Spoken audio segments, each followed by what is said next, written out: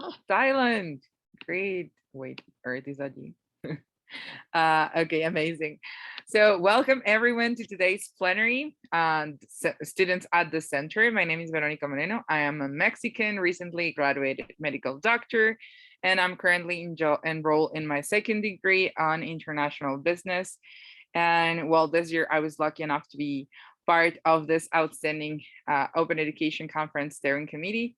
And today I'm thrilled to be with you, showcasing students and the important role that they play inside the open education movement. As many of you know, students have always been at the heart of the open education movement, because they are not only people who benefit from the open educational resources and practices, but they are also important allies and partners in the work to make education more open, accessible, and inclusive for all. Involving young people in co-designing educational resources is essential to ensure that what we do is relevant to the time and needs that we currently are living on. Engaging, empowering, and supporting students is it's vital to the sustainability and growth of the open education field. And despite all of this, many barriers still exist to meaningful youth involvement, not only inside the open education movement, but everywhere. We must remember that that is the youth who will take the lead of the open education movement in the years to come. And it is our responsibility to capacitate them, but most importantly, to involve them. Because as Benjamin Franklin said, tell me and I forget, teach me and I might remember, involve me and I will learn. They say that it is with the sharing of the most opposite ideas that the best realities are made. And here lies the importance of today's plenary. You will hear the vision, experience, and journeys of student leaders and young advocates that have actively contributed to the open education movement, the barriers they have faced, and the successes they have been able to achieve. And they might all come from different countries and cultural backgrounds, and they have many different areas of expertise, but they all share something in common. They are students, or they were recently students, and they are working to make education accessible and inclusive for all students worldwide. Students working for students.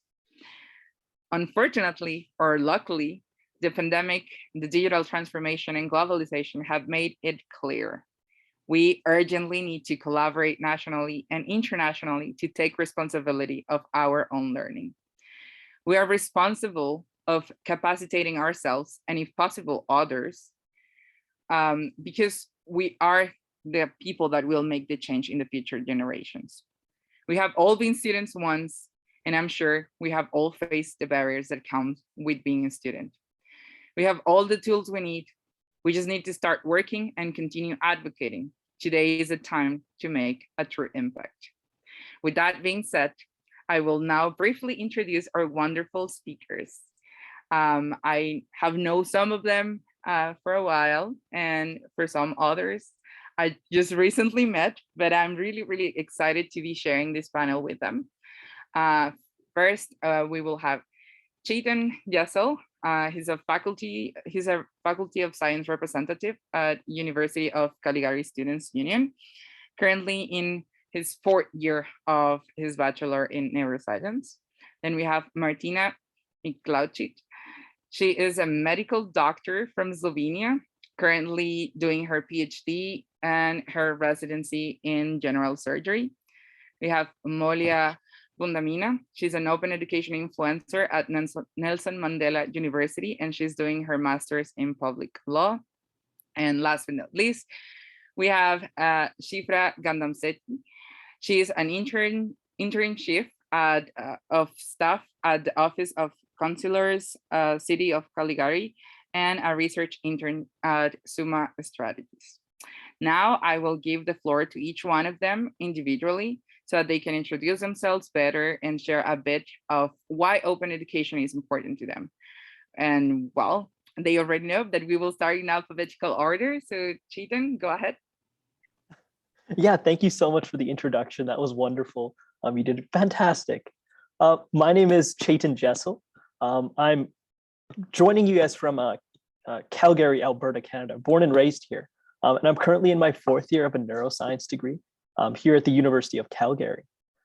With that, like one of my roles at the University of Calgary, on top of just being a student, is I was elected as one of the faculty of science representatives onto the student government that we have at our university. And that's kind of like my stepping stone to getting involved with open education. I know that like, and as for like why open education matters to me, I remember like after becoming a student representative and kind of on the student government, like I knew I wanted to make some sort of big change. And I actually like remember a specific moment where I realized like, oh my goodness, like the cost of education it's really ludicrous and it's really like affecting people so incredibly negatively. And it comes from like the funniest places. I was on Reddit one day.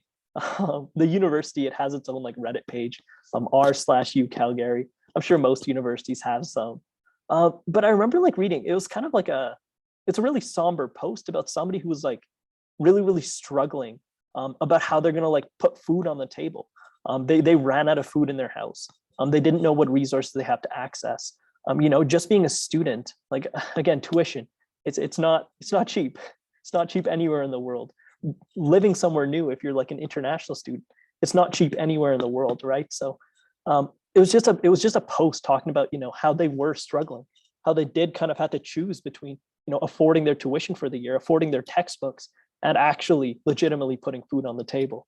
I read that and I'm like, you know, like it's hard to not see something like that and, you know, feel it, to empathize a little bit. And, you know, open education, it represents such a positive future in that end, right? Like if you can lower student costs, you know, more people can get into education. It becomes more accessible for more people. And, you know, at the end of the day, people won't have to choose between, again, buying like a $200 textbook for their class and putting food on the table. So that's definitely why open education matters to me. Thank you so much for sharing your experience, and I can completely see myself on that. And my university charging us for manuals just in order to pass whatever thing that we needed to. So it is really complicated. Martina, now we can go ahead with you. Yes, thank you, Vero, for a really nice introduction. So again, I just recently started working in my residency of general surgery, and I'm starting my PhD. But I got like in contact with open education as a medical student, but not at my faculty or my university, but actually in an organization called International Federation of Medical Students Associations, where I got by chance as an organizer of exchanges. And suddenly, like a few years later, I was on a team that we actually started working on research education. And we noticed that across the world, there is a huge gap in research knowledge of medical students and also of some doctors. And it has become, I mean, now in the last year and a half, very evident how important it is for everyone to like know what is basic research if you're a doctor. And unfortunately, like across the world, even in Europe, the research education for doctors is just not as good. And when we go like to some developing countries, it's even worse. So we started like working on different projects that would bridge this gap. And I've been always super excited about open science. And I feel like knowledge, if there's knowledge, it should be shared with everyone freely. There shouldn't be any borders. So that's how I got into open education. And I'm really happy to get the opportunity through IFMSA. And later on, I will also talk a little bit more about what we managed to achieve. Thank you, Martina. We actually met inside the IFMSA, and I hope that people from IFMSA is here joining us because, well, that is how we ended up being here in the panel, just by starting with a little bit of curiosity and interest in something so important such as open education. Now we will go with Molia. Good evening, everybody. I say good evening because it's 9:15 my time. So my name is Malia Vundamina. I'm Zambian and I'm currently studying at Nelson Mandela University in Lebeha, South Africa, the city formerly known as Port Elizabeth. I'm a writing respondent with the Academic Literacies Writing Program, and I recently became what's known as an open education influencer in 2021 under my project leader, Gino Fansman. I'm in the process of completing my master's degree in public law, and I'm working on submitting the final copies of my dissertation after examination. During my undergraduate studies, I was a member of the Ubuntu Community Outreach Program. I was part of the steering committee, and we had a sandwich drive, sandwich and coffee drive. First, it used to be like once or twice a week, and then it became more popular because more students kept on coming. And that just made me think, a lot of them would say how that was the only meal that they would get throughout the day while they were on campus. And that just made me think of how expensive everything was. Like, I could barely afford textbooks, but these are students who couldn't even afford food, and they were depending on those sandwiches at lunchtime every single day. And then my dissertation was dealing with unfair discrimination against female asylum seekers in South Africa. One of my findings was that most asylum seekers and refugees aren't able to access higher education, firstly, because they can't afford it.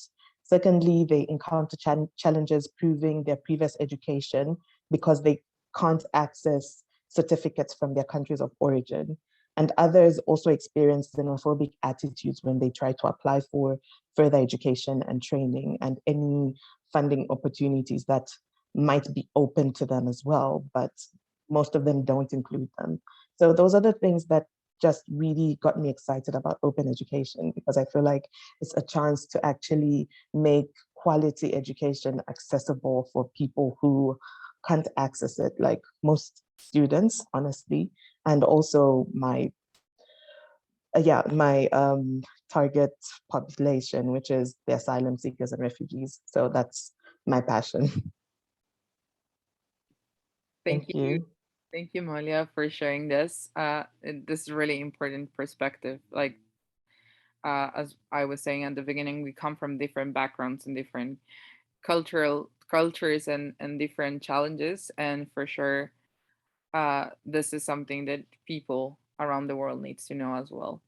So thank you so much. Now, Chifra, it's your time to shine. Hello, folks. My name's Shafra. Thank you, Veronica, for that introduction. And it's just like really great to be here with all of you folks. I'm just so astounded at the work that you're doing and in all the fields that you're doing. And it's like, I guess, I don't want to date myself, but it's been, I think, a while since I was, first getting started in the student movement. And just like the idea that we have so much diversity from educational fields for students that are involved in this work is really encouraging. I have a very, I think, interesting and unique background when it comes to education. And, I'm not just saying this because we're in a panel and we're talking about open, but I really do feel like open had a huge part in my career trajectory. So I started attending university at Mount Royal University here in Calgary, Alberta. So it just so happens that there's two Calgarians here on this panel. And that was at Mount Royal University, and I took a nursing program. I graduated as a registered nurse. I still am. And I went back and I started a degree in sociology with a minor in women and gender studies. And during that time, during my second degree, was when I got involved with student advocacy. And a couple of years ago, I'd say 5 years ago, I knew nothing about politics and nothing about student advocacy, but someone in our Students Association had said, you should just check it out. You should get involved. And I met some really amazing people, some of who have actually helped organize this conference. And it's been a really wild ride since. And now I am currently a master's student at Carleton University in Ottawa, and I'm taking a master's in political management. So it's been very interesting, nursing, arts, and now political management. But I will say part of what made that possible was the democratizing of information through open. I, like, from a health perspective, I also have you know, a chronic illness. I'm a type 1 diabetic and I have ADHD, and went undiagnosed for a really long time. And so part of my own coping strategies was finding educational resources that worked for me in a non-traditional sense. And so for a while I was using open resources without even knowing that I was doing that. So it was really nice to kind of put a label to that and understand, you know, where to find more of these resources, how to make them more available. I think something that we could talk about a lot more is how open ed actually allows a diverse range of learners and learning styles to participate from, you know, when you're comparing them to traditional resources. So yeah, I'm really enjoying my time in my master's. It's an applied master's, so I'm not necessarily doing research, but there's just so much that you can't cover or that your professor won't cover that I find like open fills. I'm a huge fan of interdisciplinary, you know, work, education, and I like it. It's really great to kind of see that around the table here, and I'm sure there's lots of folks that are tuning in to do that. I've used my nursing education to inform my sociology education, to inform my political work. I currently work also as I'm the interim chief of staff for a city councillor here in Calgary, and I'm wrapping up my time here, but I can just say, like, it's been learning these skills and learning how to access resources in this way has been so beneficial to my career trajectory. And I feel like if in 5 years I choose to do something completely different, I'll know how to maybe kickstart that, because I've had a really good time doing it since. So yeah. Thank you so much, Shifra. And that's really, really, really important, like a really important point that you made there. It's that normally people believe that when we say open education, it means free, but it does not only mean that, but also accessible and different for other people, because normally we have a really, I don't know if this is a correct term, but just like education is colonialized at some point. So we follow the same standards for different people and different learning skills that everyone has. So sometimes it's really hard to learn when you're at school, because people or teachers normally say things that the way that you learn or the way that you do things are incorrect because they don't fit on their standards. So that's when the real challenge comes, and that is something that I really, really like about open education. Well, I come from Mexico, and here the open education or the open movement as a whole, it's not really something that they teach you in school. And I think that in most of the countries, it's not something that they teach you in school. It's something that it's like kind of more hidden and you have to find yourself.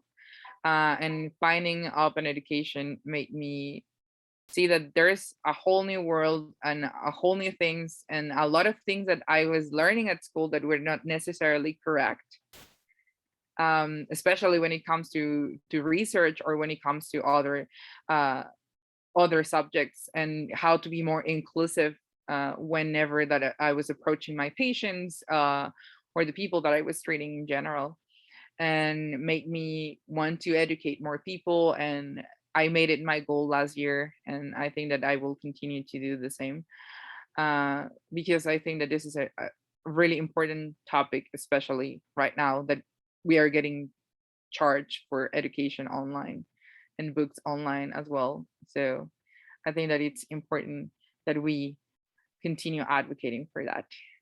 So thank you so much for your introductions. I will also remind the audience that there is a question and answer button at the end, at the back, no, at the bottom of the screen, so that you can ask your questions. Please use that so that they don't get lost in the chat, and also you can just talk to us in the chat box as well. So we are going to move to the next question for everyone, and the question is, what have you done to advance on open education, and what are some things that other students can do? Now I will start with Martina. Okay, so before I start talking about what I did, I just want to say what kickstarted the work we did. And actually, the number one, we did a survey, a worldwide survey, because IFMSA, there's like 130 or even more national member organizations. So we cover quite a lot of the countries in the world, and we did a worldwide survey about how much medical students think that research education is important in their curriculum. And I think 98% of the participants answered that it's very important, but less than 20% of the participants said that it's sufficiently addressed in their medical curriculum. So that got us thinking, and we saw that we have this network, that we had contact to so many different people in so many different countries, especially the developing world. And we were thinking, is there anything that we can do? How could we help, let's say, local student communities in different countries, and give them some more resources that they could at least teach themselves if they are not being taught this very important topic in their formal curriculum. And one thing that we did, and I think this is a very, let's say, traditional open educational resource, was to create open educational activities. So those are basically 3 ready-made trainings. We prepared, it consisted of a PowerPoint presentation, an outline on how to do the presentation, what should be said where, and also a manual about the topic in general, so a broader sense.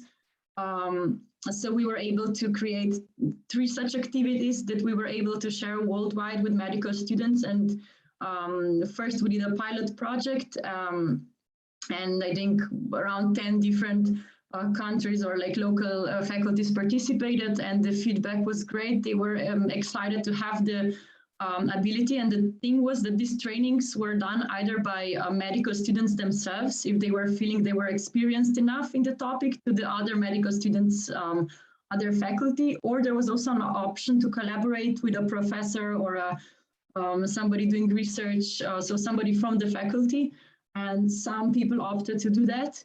And the feedback that we got from the pilot project was great. So we took the feedback, improved the activities, and they are now being used worldwide. And there's even like, you can even add something to the PowerPoint if you want. It's not strictly forbidden, to change the activities, and they're using it at exchanges that we organize through organization, but also just as a standalone opportunity for medical students, like outside of their regular curriculum. But what I wanted to talk about as well is some other forms of open education that we did, and I think that might be even more interesting for you because it's not such a typical approach, I think. We also wanted to organize, we called it the research camp.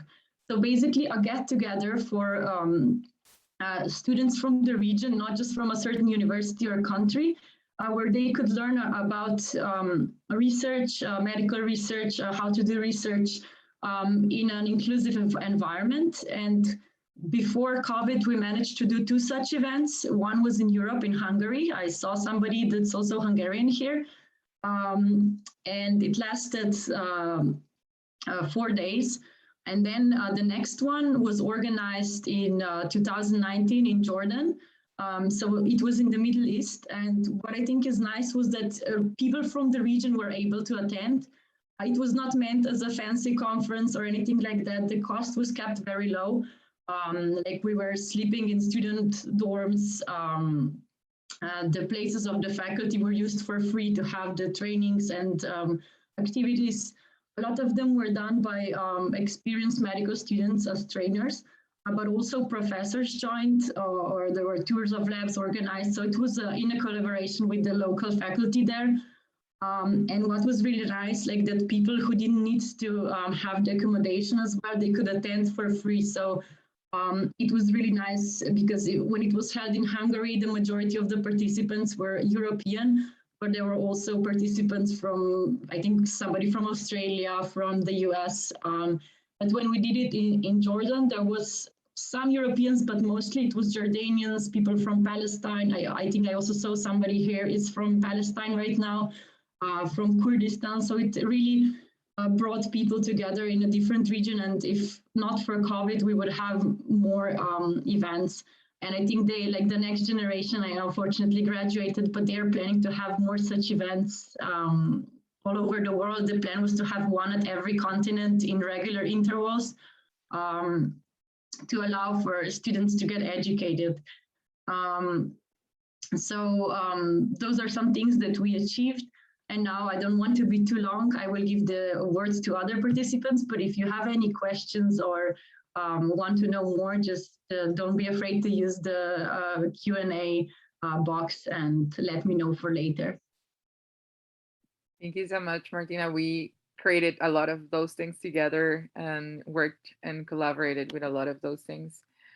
So it's really great to see how big it went, because I had the opportunity last year to see it grow and to kind of showcase it a little bit more and present it here as well last year. So we actually were also trying to make an online version of the research camp so that we can even get to more people and get more approaches. So it's just great that you mentioned that. But let's continue with Molia so that she can better explain us what has been her journey in open education and things students can do as well. Thank you, Veronica. So I'll start with what students can do. I think it's important for them to attend conferences like this, because initially I didn't know what open was when I started university. I would have loved to have known what it was. I wouldn't have spent as much as I did on textbooks. So that's the first thing. Secondly, just to keep on engaging with people who are in open. That's the next best thing, and to try and use as many open textbooks and resources as possible. So secondly, my involvement in open, my journey. As an open education influencer, we are basically ambassadors of and for open, and we are advocates for change in education. We increase awareness of open educational resources, and we facilitate the adoption, creation, and licensing of OER. In 2019 and 2020, we collaborated and created a course called Becoming an Open Education Influencer, which is an online empowerment course for student open advocacy. If you're interested in taking the course and you need access, you can email me and I'll put you in contact with the course admin. During this course, participants will be guided through an informative and practical journey towards empowering more competent advocates and champions to take direct action for open education and open education and the SDGs. So far in 2021, we've assisted with Peace Jam South Africa in sourcing openly licensed materials that would be best suited for a course currently under development. The course is aimed at peace building within high-risk communities in South Africa.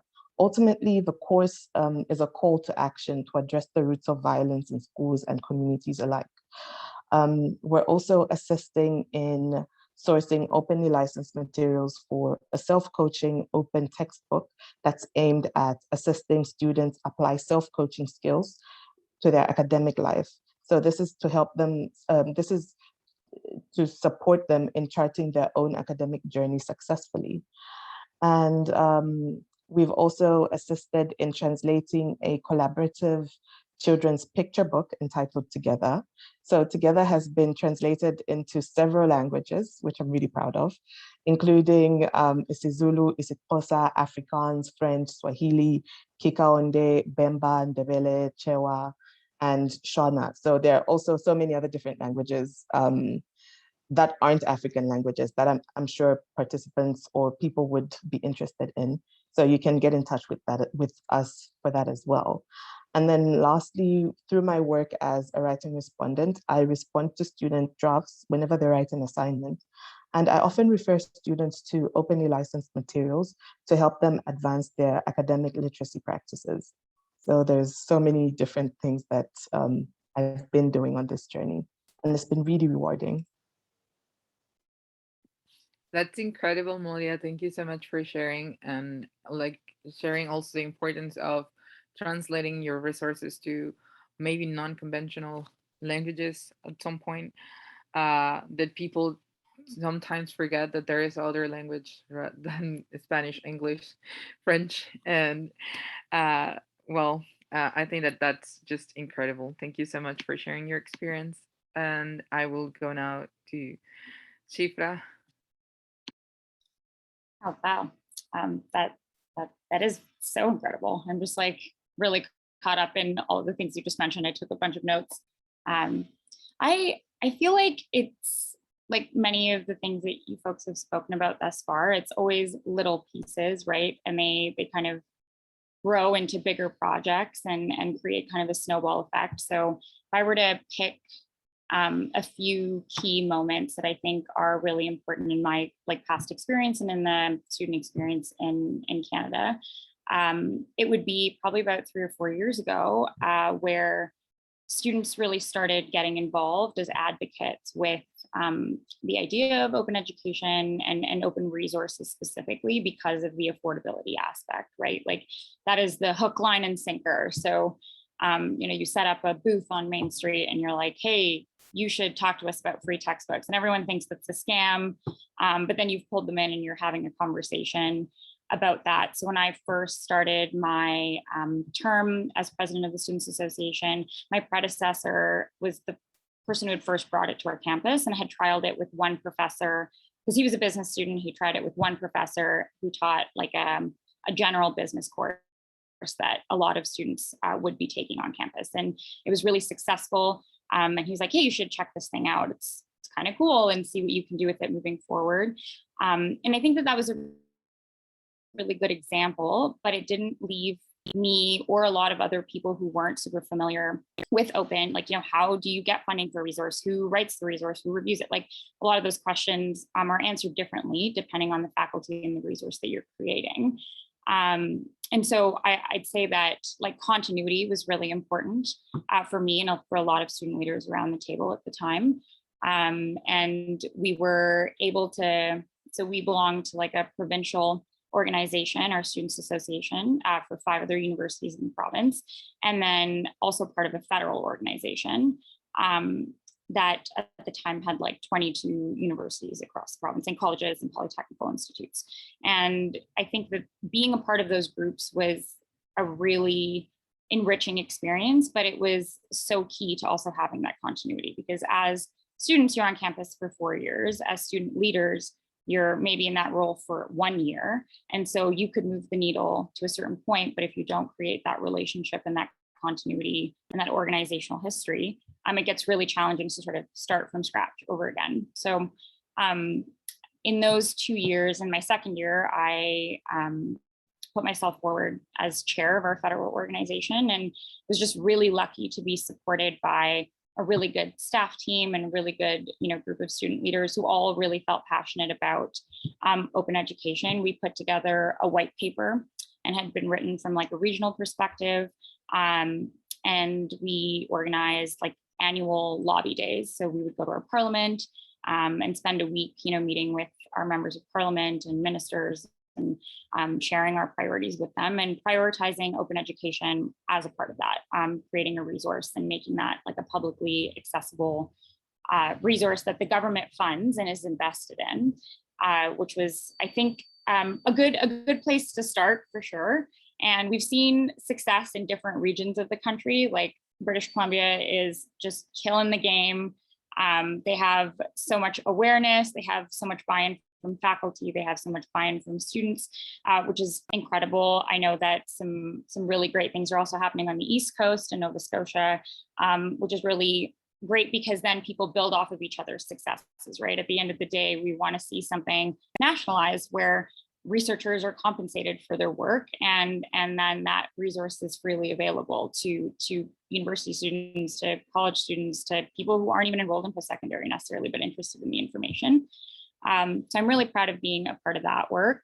Additionally, like we've had opportunities to present, at committees when they're doing consultations for their annual budgets, which was a great, I think, experience because it forces politicians who might not be interested or exposed necessarily to this kind of work to pay attention and to say, okay, you're talking about something that I don't really have any awareness for. And the whole part of the committee process is, it's a question and answer, and you're able to sort of dispel some myths in the public eye. You're able to publicize that kind of stuff, legitimizing the advocacy when you are in front of government and asking them to be a partner is something that I think continues to be very effective. I'd also say on campus, I was really, really lucky to be a part of a university where our library faculty is God tier. Like I know, like, there's so many amazing institutions out there, but I'm just so grateful for having the library faculty at Mount Royal University. They were bought in day one. Many of them for a long time were working on, the idea of open education, open resources, open pedagogy off the side of their desks. And because they just remain committed to that cause, they've been able to move the institution's stance and investment and just awareness from general professors and faculty to be using open so much more. One of my favorite summers, they finally received funding to have a research intern for the summer with the library faculty. And it just did not feel like work. I was just 8 hours a day, doing like pan-Canadian research about what other institutions were doing, how we could improve things on our end, liaising with different technologies. We redid our whole website.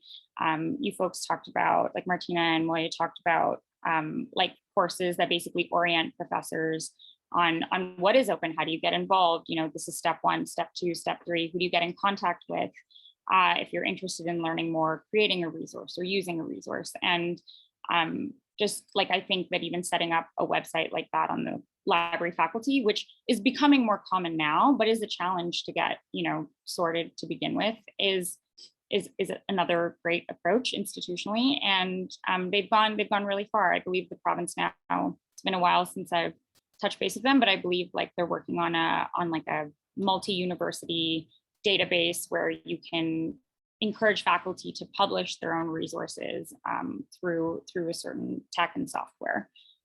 Pressbooks, I'm sure folks in here might be familiar with that, but I could go on and on. I'll leave it at that. Thank you so much, Shifra. It was super interesting. And as you said, we basically build on the shoulders of giants. So everything that we create will later be used to build on that, and will create better insights and new techniques and new information for us all. So thank you so much. Last but not least, Chetan.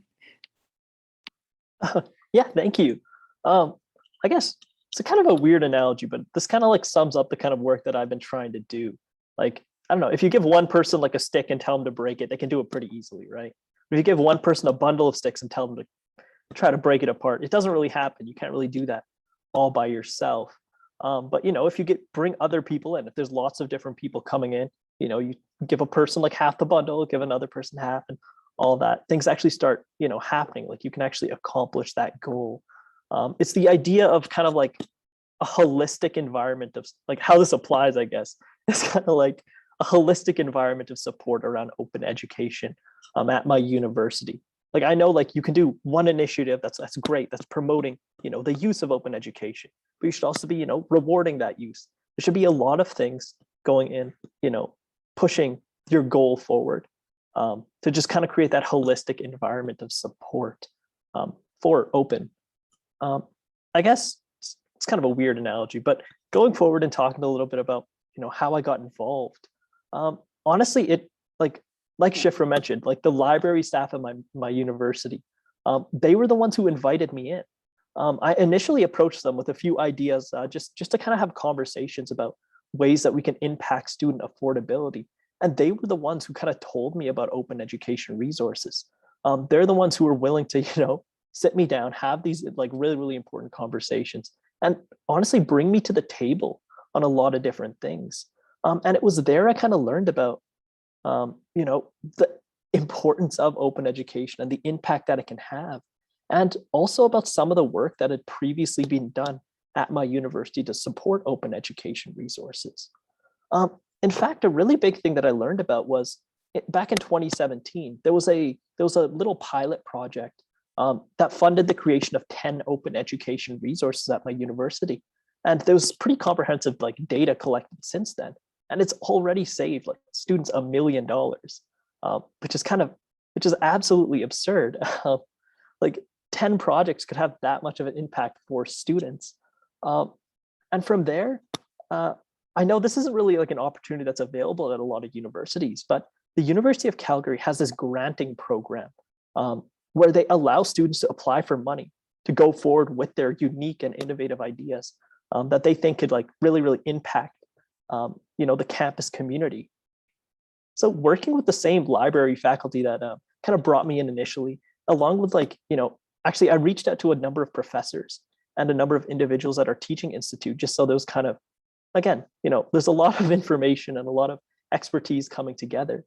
We actually wrote a grant application to apply for this granting program for money to potentially help create new open education resources at our university. It was a very long process, and like I mentioned, it was very collaborative with everybody. But at the end of the day, we won $500,000 to create at least 50 open education resources over this next decade, which is absolutely absurd, right? Like, if 10 projects can save students $1 million in like 4 or 5 years, imagine what 50 can do over the next decade, over the next 2 decades. And it's just that wouldn't have happened if the librarians didn't bring me into the conversation, if they didn't encourage me to reach out and learn more about open education and all of that. And with this same group of people, like even beyond just providing funds for professors to create open education resources, we also worked on another grant proposal for the same organization, and we won the award again. It was the same year, about creating an open education student librarian position at our university. And it's this person's job to kind of, help identify open education resources that are already present and out there. I know they've done a lot of work with some of the open educations available through British Columbia, because again, they do a lot of great work there. And it's kind of just pushing those open educations that are already out there, trying to push professors to adopt these open education resources and to, increase uptake that way, without having to, create something entirely new. Because again, the point of open is that, it can be shared, it's open, and all of that. Some of the other things that I've kind of been involved in, and because I'm, still in my undergraduate degree, a lot of these projects are still ongoing. So I can't say that, they're fully successful as of yet, like the last two. But one of the things that I've really been excited about working on this year, with a lot of actually the university administration, is creating faculty-specific awards for those professors who adopt open education. Again, an open education award, like you can't force professors to, change their textbook and change the way they teach, but you can, reward those people who are making education more affordable for students. And then the last thing that kind of ties into this holistic environment of support around open education is I'm working with the VP academic at the University of Calgary Students' Union, the student government we have, to try and implement a zero textbook cost signifier program here at the University of Calgary. If students can see which classes have no textbook cost or which use an OER, they're going to be more likely to take those classes. And maybe professors can see that and think, hey, maybe I should be using an open education resource if I want students to take my class. So there's a lot of different ways that you can go and advocate for open education. And I try to do, as much as possible in a diverse set, bringing a lot of different initiatives that can, kind of try and tackle that bundle, that big problem that there is, and trying to get open education adoption. But yeah, thank you for listening. Thank you, Sheetan, for sharing this with us. Really important, like shout out to all the librarians here. They were really excited in the chat box, and there were a lot of questions as well coming in. So if any of you wants to start answering them, as Martina did already, some of them, you can do it in the meantime as well. And with your part of the speech, Chidan, I think that it's really a good introduction to the next question, which is what advice do you have for the allies to support students as leaders in open education? So now we will focus on the allies and not only on the students. So Molia, can you go?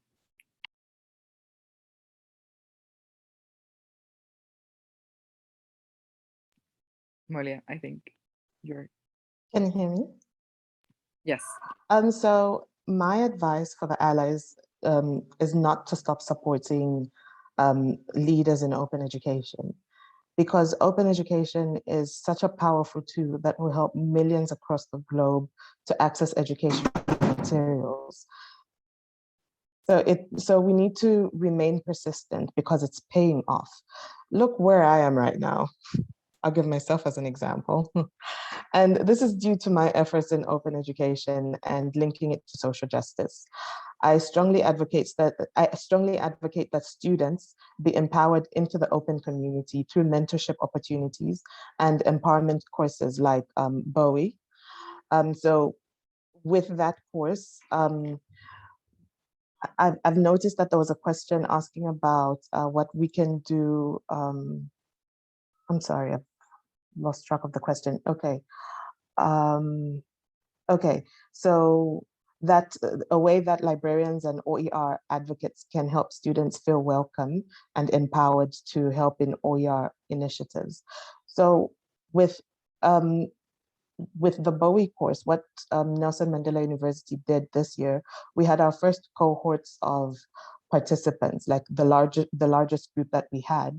And these were first year success mentors. And what they do is they basically help first year students throughout their first year of the university journey. And when they did the course, so they've been referring students to openly licensed materials. They've been teaching first years on how to access them and how they can get involved in open educational resources. So I think courses like that empower people in open would definitely benefit people in that way, because we've seen that there's more people that are getting involved. They're very interested in not just the modules, but just open in general. And we've gotten such positive responses for them. And then it's also important for more seasoned members of the community to make space for newcomers in open. And another piece of advice is to attend the open colloquium that we're having at Nelson Mandela University on the 17th of November. So I'll send a link to that as well. The hashtags for the themes for this colloquium are to disrupt, decolonize, and develop. So I think that would be interesting for everyone. Yeah. Thank you so much for those really, really good advices. And I think that engaging students will be in different areas. It's really, really important. But yeah, what else do we have to add, Shifra, to that? Okay, so I took notes because I wanted to make sure I didn't miss a few things. Maybe I'll start with like building momentum, and then I think a lot of folks here have covered, relationship building and like the reasons why, and sort of continuing on, but maybe shifting a little bit to focus on pedagogy and what that means as allies and partners. So I think it's important to bring students in, definitely, and I think the number one selling feature for students is affordability, right? Like it continues to be the biggest barrier to access for like formal post-secondary education. It's the thing that really determines like your nutrition, your general health and well-being, your ability to actually learn even if you're paying for the resource at the end of the day.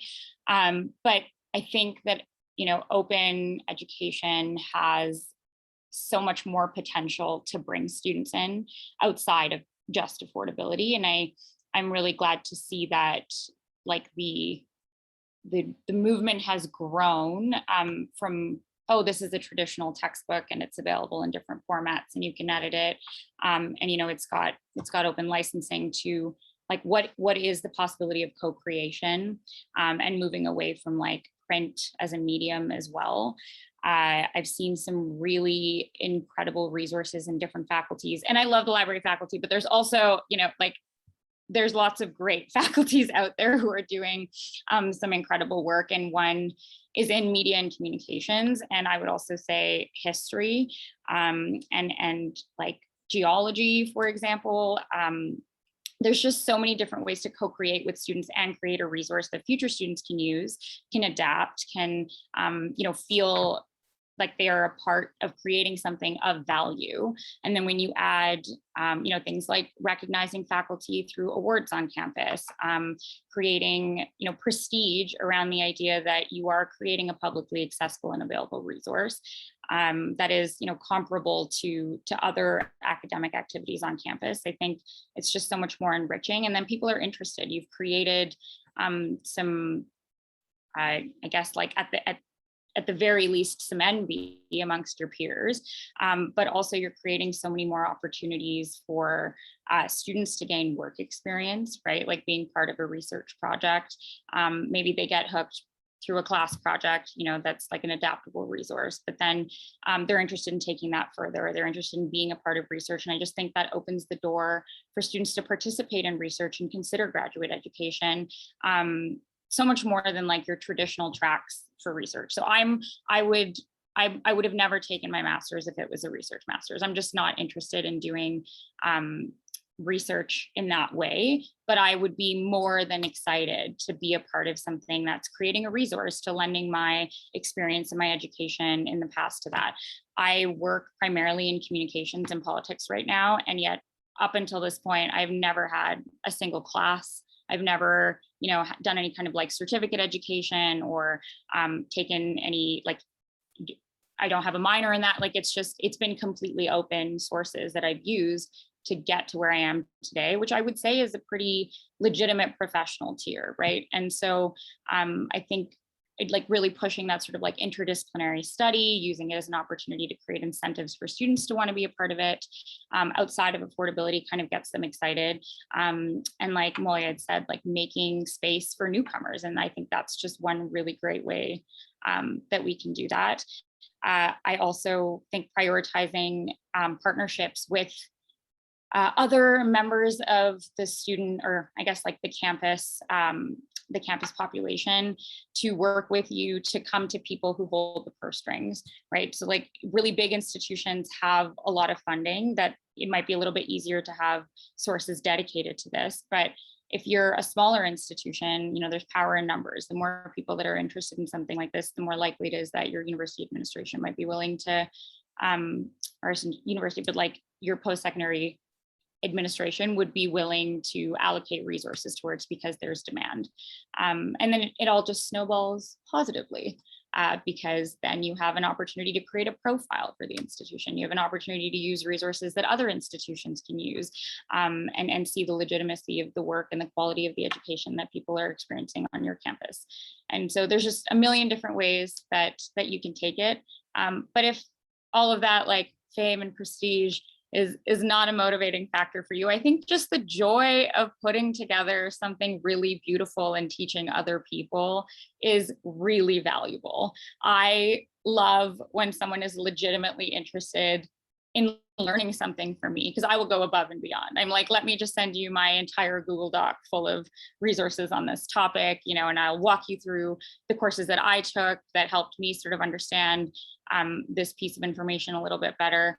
And like the idea that you can like license creatively and do things that really express your own perspective through open, which is just so much more flexible than maybe like traditional publishing, is a really great incentive.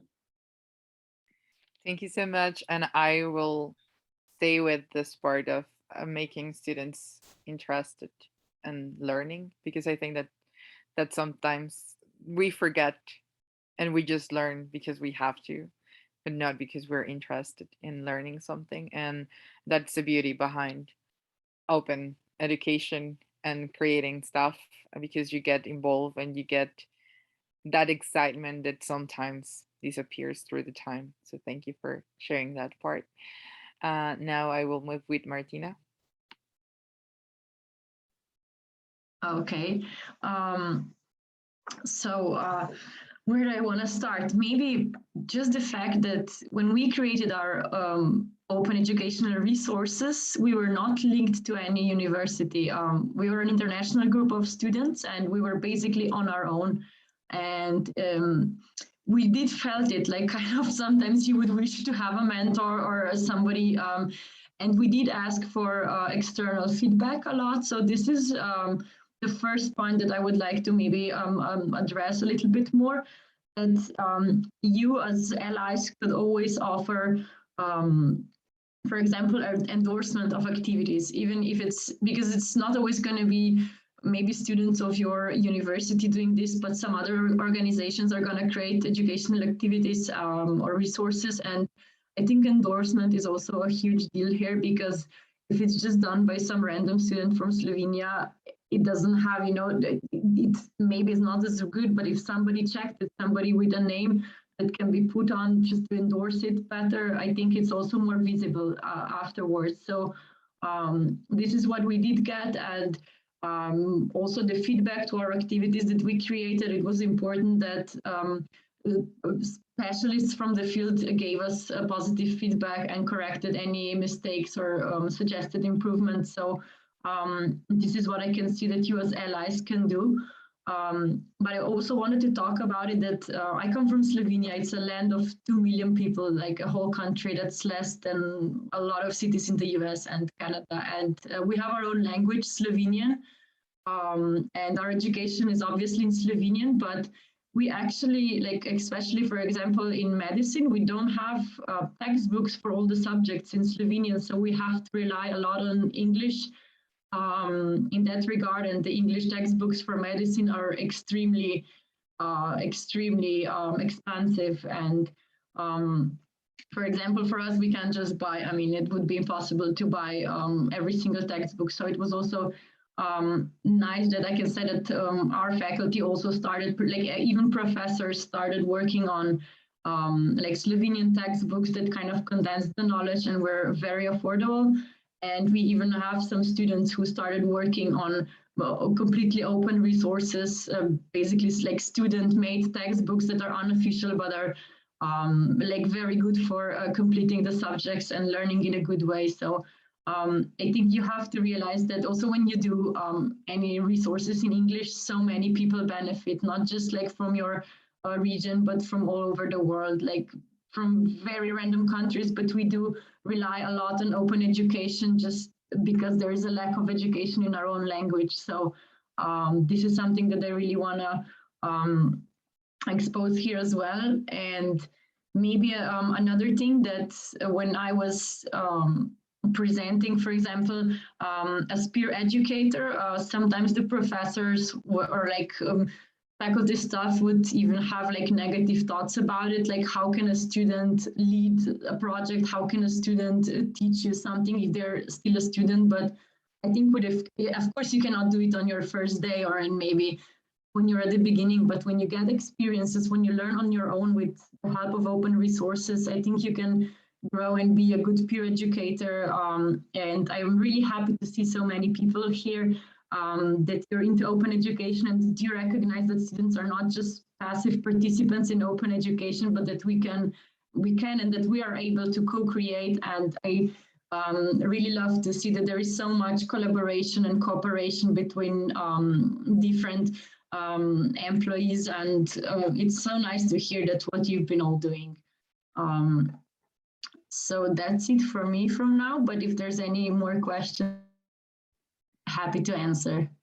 Thank you, Martina. And that's really important. As also a medical doctor, I can confirm that the textbooks are really expensive. And the thing is that medicine changed with the day.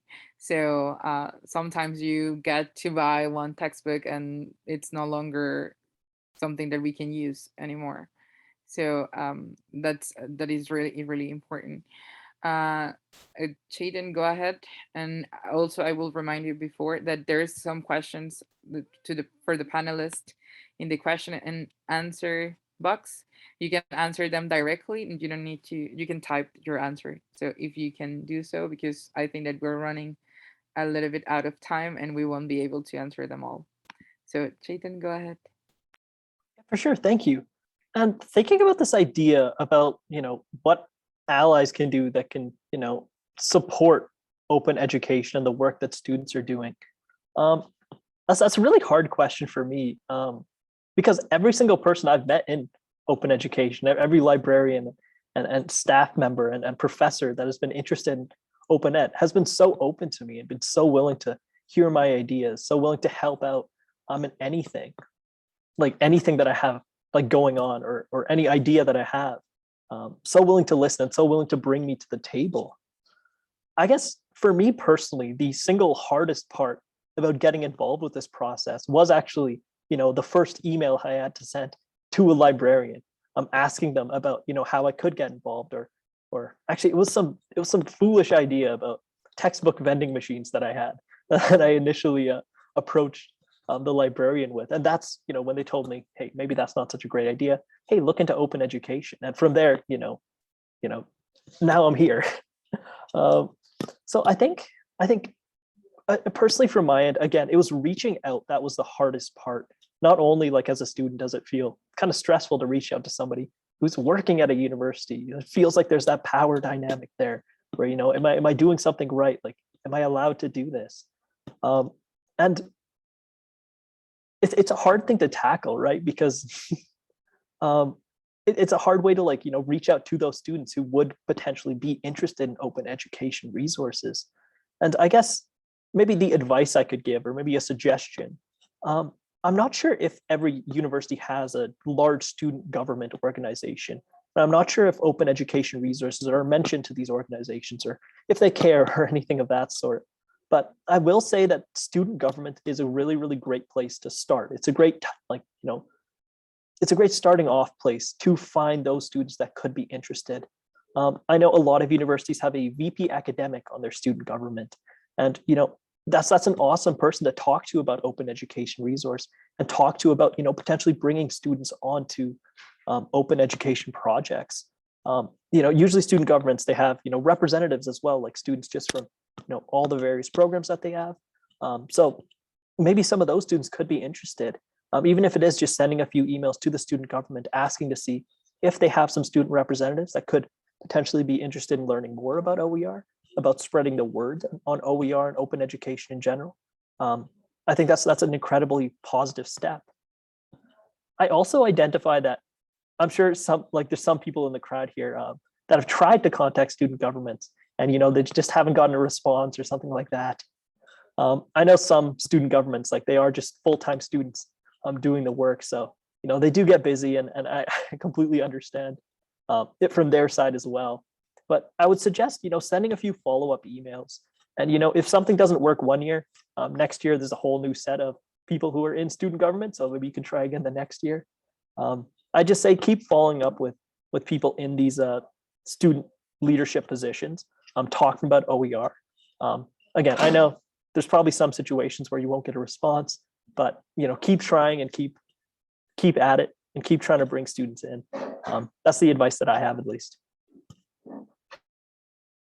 Thank you, Chetan, again, for sharing your perspective.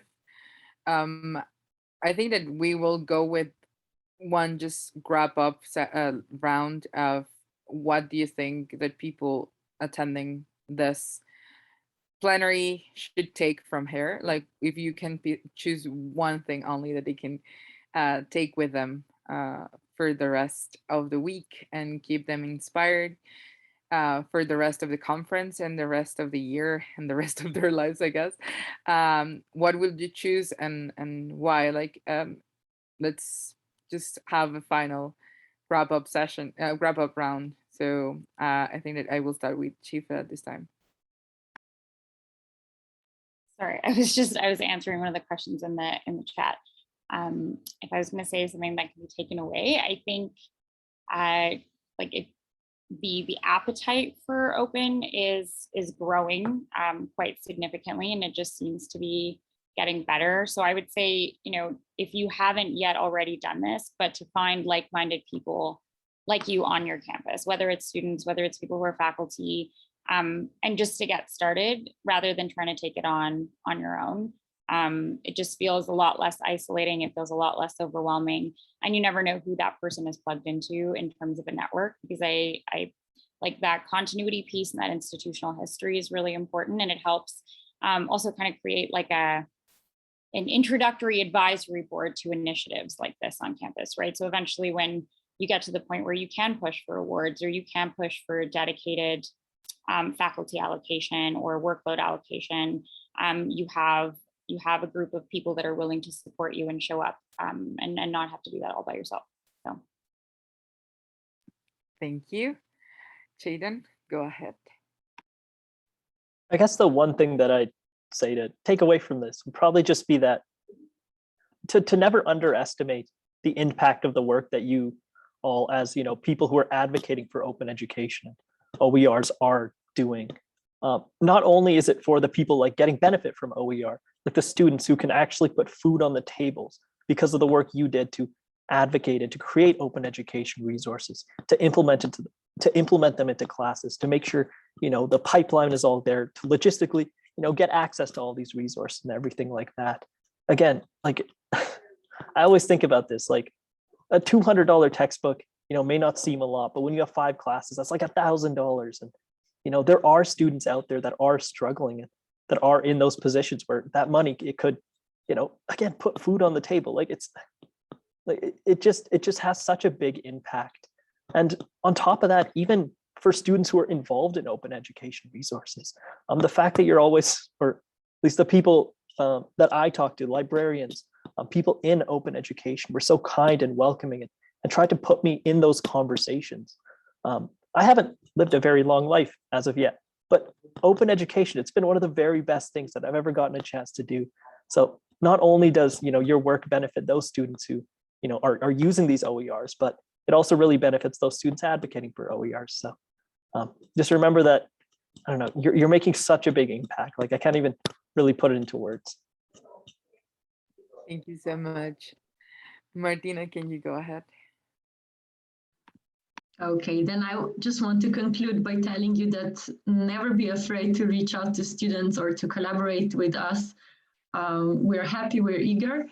And also never forget that even though it might not seem so every day, but you're making a huge impact with your educational activities that are open to everyone. And just to round everything up with a short story, actually, Veronica and me, we showed her, we got contacted by a participant from Jordan that was learning at our research camp 2 years ago, and he told us that he actually created his own student research club, and he started offering a lot of like he used our open education resources and other ones, and he started some research projects. He found tutors that they never had this in Jordan before, and at the end he now published like 2 articles. He's a reviewer for like a journal and so on.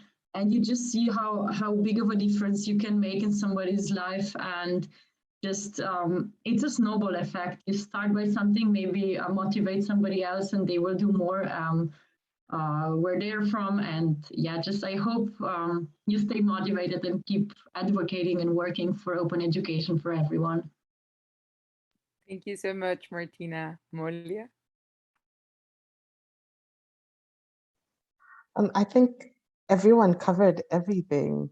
Like the most important thing to remember is that what you do matters. You are definitely helping someone out there, and what you're doing in open doesn't go unnoticed. There's always going to be someone who needs it. And as Chetan said, that money that students spend on textbooks, it really impacts on their lives as well, because they could use that money for other things, and open is just an amazing opportunity for everyone. Yeah, so I think everyone covered it because it really matters what's going on in the field of open. Thank you so much.